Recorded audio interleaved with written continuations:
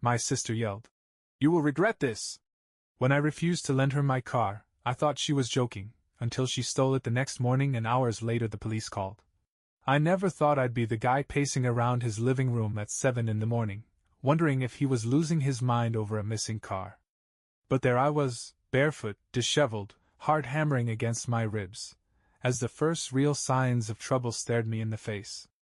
It all started the night before, in a conversation that barely lasted 5 minutes but somehow managed to unravel years of patience. My younger sister, Madison, had been crashing on my couch for the past 6 months under the promise of getting back on her feet. She was 22, impulsive, and had a knack for turning every second chance into another disaster. But I wanted to believe she could change. I really did. That night she burst into the living room, makeup half done, phone buzzing with party invites, and demanded, "Lend me your car, Tyler. I need to go out tonight." It wasn't even a question. It was a demand, sharp and selfish. I said no without even thinking. Not because I wanted to be cruel, but because I knew Madison's history. A suspended license, 2 totaled cars, and a DUI charge still hanging over her like a storm cloud. I couldn't risk it, not again. Her reaction? Predictable. She screamed, loud enough for the neighbors to hear, "You will regret this!" before slamming her bedroom door so hard the walls rattled. I rolled my eyes and went back to watching TV. I figured it was just another one of her tantrums. A few slammed doors, a few angry texts, maybe some passive-aggressive silence in the morning. Nothing I hadn't survived before. I had no idea that by sunrise my life would be flipped completely upside down.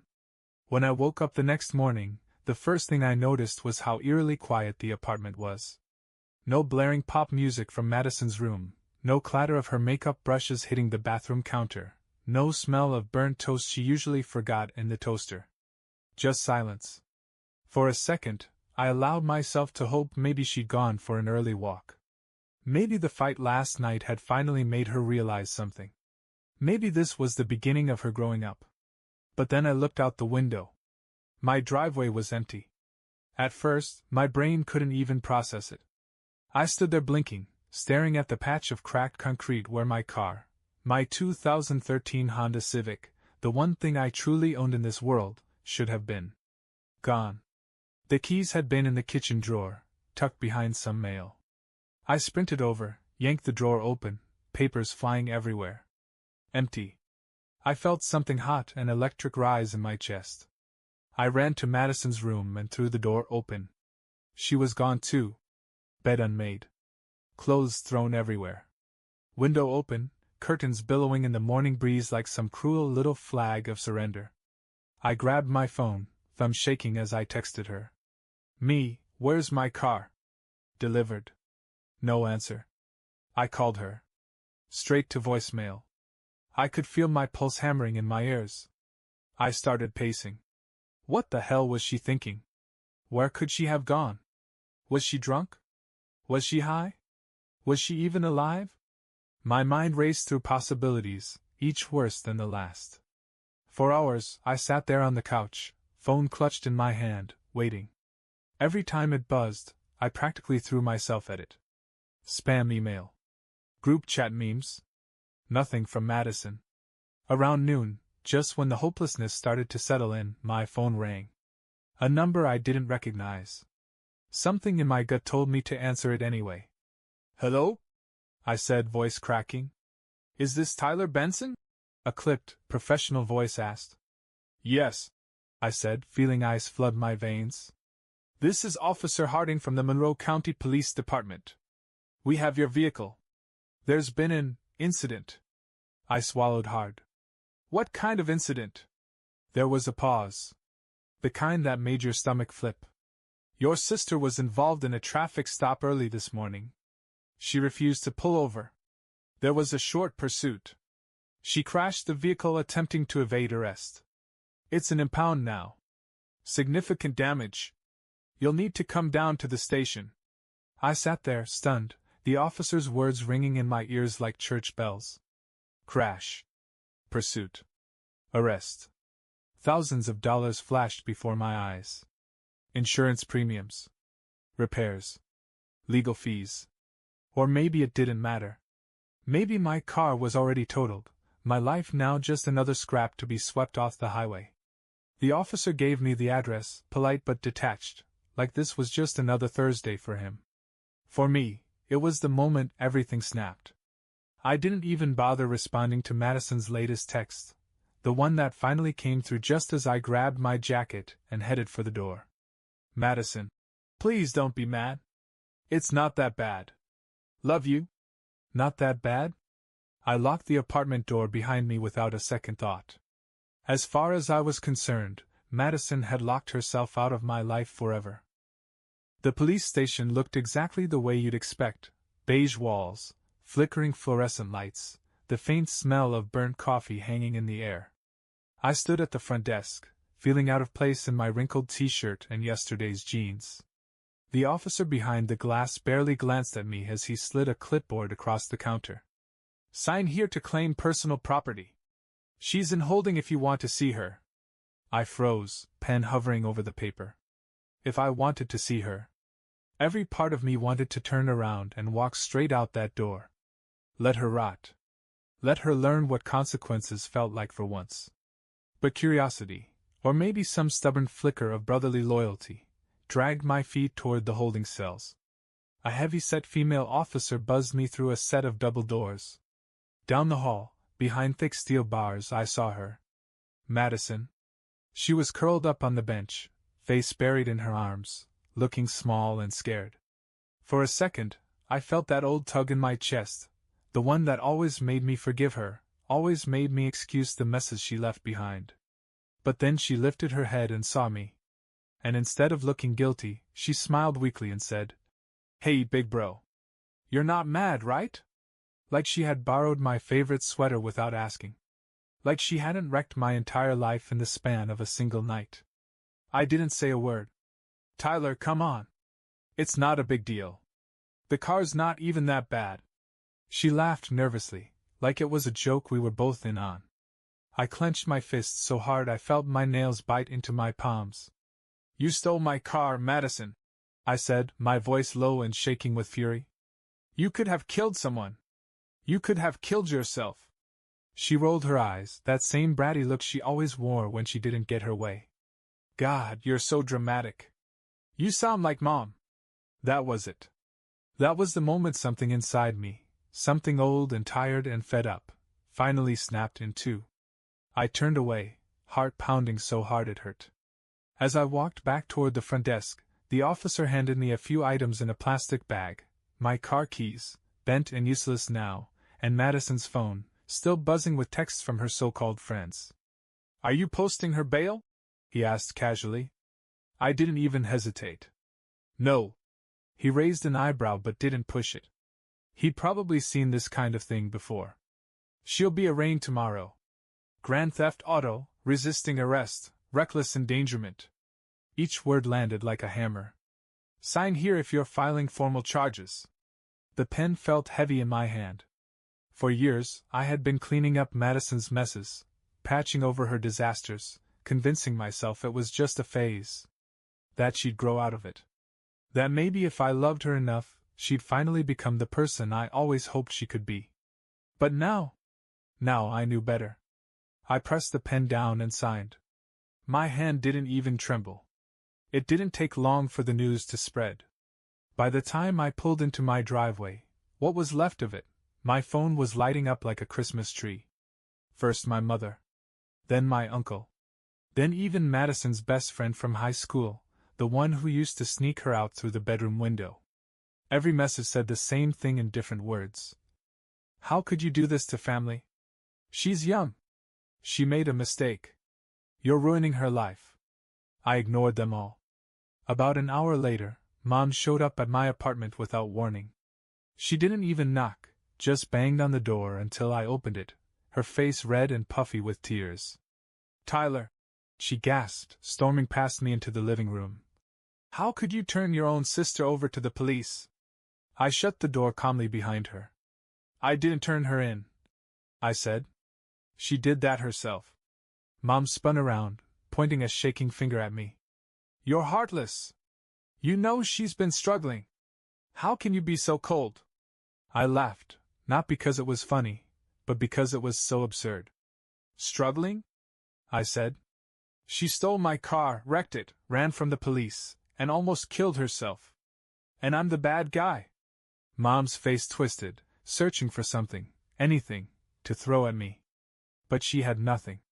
Because deep down, she knew. She always knew. Madison wasn't a victim. She was a tornado.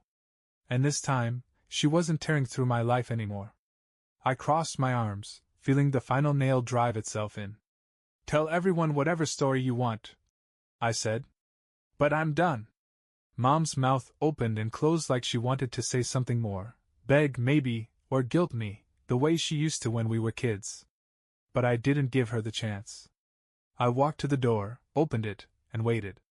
Slowly, bitterly, she brushed past me without another word. When the door clicked shut behind her, I leaned my forehead against it for a moment, breathing in the silence. For the first time in years, I realized it didn't hurt anymore. The next morning, I woke up to the sound of Madison's voicemail. Her voice was cracked and broken, desperate in a way I hadn't heard since we were kids, and she scraped her knee falling off her bike. Ty, please. Please don't do this. I messed up, okay? I'm sorry. I'm so sorry. Please come get me. I can't stay here. I'll be better. I promise. I sat on the edge of my bed, listening to the whole message, letting it wash over me like cold rain. Part of me wanted to go. To be the older brother again. To bail her out and tell her it was okay, like I always did. But that part of me was smaller now. Fading. The bigger part, the part that remembered the late nights worrying, the credit card bills in my name, the broken promises and the endless apologies that never meant anything, was finally louder. I didn't call her back. Instead, I called the police station and confirmed that I would be pressing full charges: grand theft auto, resisting arrest, endangerment. There was a long pause on the other end of the line. Are you sure? The clerk asked gently, as if giving me one last chance to change my mind. I didn't hesitate. Yes. I'm sure. When I hung up, I felt it, that strange, almost alien sensation blooming in my chest. It wasn't guilt. It wasn't anger. It was relief. Madison's tears, my mother's shouting, the family's judgment, none of it could touch me anymore. I was finally free. 2 days later, I went to see the car. It sat in the impound lot like a wounded animal, twisted metal, shattered glass, airbags exploded and deflated like sad balloons. It barely even looked like my car anymore. The attendant walked me around it with a clipboard and a frown. It's totaled, he said simply, flipping a few pages. Not worth repairing. You'll get more out of it selling it for scrap. I ran my hand across what used to be the driver's side door. Scratches, dents, deep gashes where the impact had caved it in. This car had gotten me through college. It had taken me to job interviews, late-night runs for groceries, weekend trips with friends who eventually drifted away. It was the one thing that had been mine, paid off with years of overtime and saving every penny. And now? Just junk. I signed the papers without flinching. A few $100s. Barely enough to cover the tow fees. But it wasn't about the money anymore. It was about letting go. I took the check, folded it into my wallet, and didn't look back as the lot workers hauled what remained of my old life away. That night, sitting on my floor, no couch, no TV, just me and the bare walls, I pulled out a map and started planning. Not a vacation. Not a break. A new beginning. Somewhere far. Somewhere quiet. Somewhere Madison couldn't find me, and my family's guilt couldn't reach.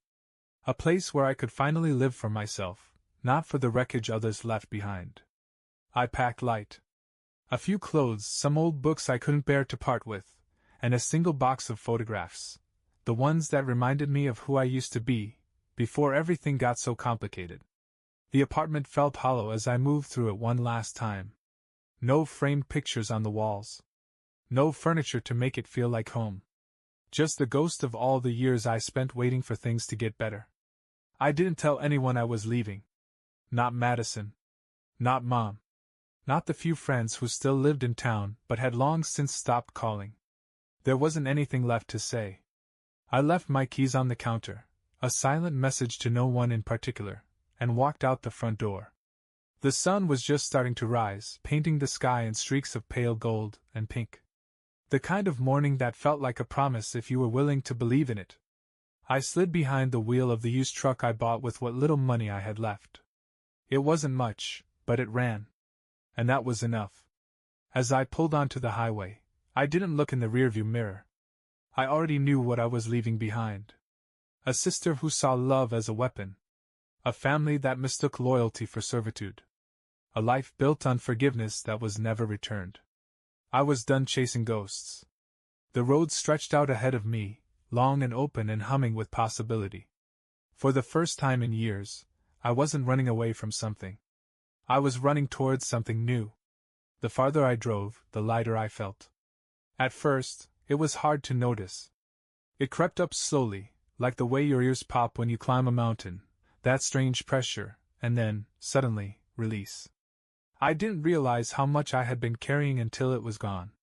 Every mile put more distance between me and the old version of myself, the one who stayed up all night worrying about how to fix Madison's mistakes, the one who sat through family dinners biting his tongue until it bled, the one who believed that loyalty meant sacrificing yourself for people who never deserved it. Somewhere around the state line, I rolled the window down and let the cold morning air whip across my face. It stung my skin, made my eyes water, but I didn't care. For the first time, I was breathing air that no one else had claimed. I thought about Madison, sitting in that cell, probably spinning some story about how I had betrayed her. I thought about my mom, crying to anyone who would listen, painting herself as the victim while ignoring all the years I held her world together.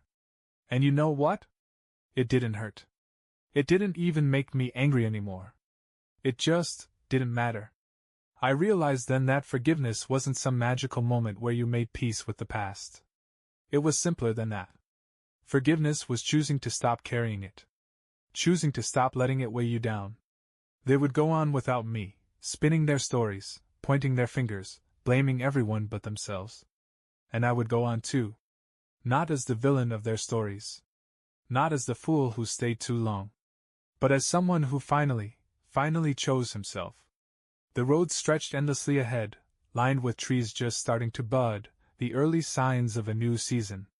A quiet promise that things could be different. Better. I didn't know exactly where I was going yet. Some small town, maybe. A job that paid enough to live simply. A quiet apartment where no one slammed doors or screamed threats or treated love like currency. A place where no one knew my name, or my past, and I could build something new from the ground up. Something mine. I pressed a little harder on the gas pedal, feeling the truck surge forward. Leaving wasn't weakness. Walking away wasn't failure. It was survival. It was strength. It was the beginning of the life I should have chosen years ago, before guilt and duty and blood ties convinced me to stay chained to people who would never set me free. As the first rays of real sunlight cracked over the horizon, I smiled for the first time in what felt like forever. Not because everything was perfect, but because, for once, it was finally mine. If you asked me now, sitting behind the wheel with the open road humming beneath me, what I learned from it all, would I tell someone trapped the way I was? The answer would be simple. Love doesn't mean setting yourself on fire to keep someone else warm. It took me too long to understand that. We grow up hearing that family is everything. That blood is thicker than water. That loyalty is unconditional. But the truth is, loyalty without boundaries isn't love, it's self-destruction. It's giving and giving and giving until there's nothing left of you but a hollowed-out shell, hoping someone will notice, someone will say thank you, someone will finally treat you like you matter.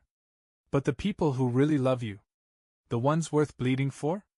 They don't let it get that far. They don't expect you to destroy yourself to prove your worth. Madison wasn't just irresponsible. She was a mirror, showing me how little I valued myself every time I forgave what should have been unforgivable. Mom wasn't just blind to what was happening. She chose not to see, because as long as I kept sacrificing, she didn't have to change. And me? I wasn't just a victim. I was a volunteer. That's the part that hurts the most when you finally wake up, realizing no one was holding you there. You held yourself there. Because deep down, you were too afraid of what life would look like without them. But life without them? It's lighter. It's freer. It's honest. And yeah, it's lonelier sometimes. But it's your loneliness, not the loneliness of sitting in a crowded room full of people who don't really see you. If someone listening to this is stuck where I was, feeling guilty, feeling trapped, wondering if you're heartless for wanting to leave, you're not. Choosing yourself isn't cruelty. It's survival. It's the first real act of love you'll ever give yourself. And believe me, it's worth it. Every single mile. The sun was climbing higher now, warming the dashboard, casting long, golden beams across the road ahead. I didn't know exactly where I was going. But for the first time in my life, that didn't scare me. I rolled down the window again and let the fresh air rush in, carrying away the last scraps of the life I left behind. No more second chances. No more apologies. No more looking back. Just the open road, and a future that, for once, belonged only to me. And as the miles slipped by under my wheels, I realized something simple and profound. I wasn't lost. I was finally free.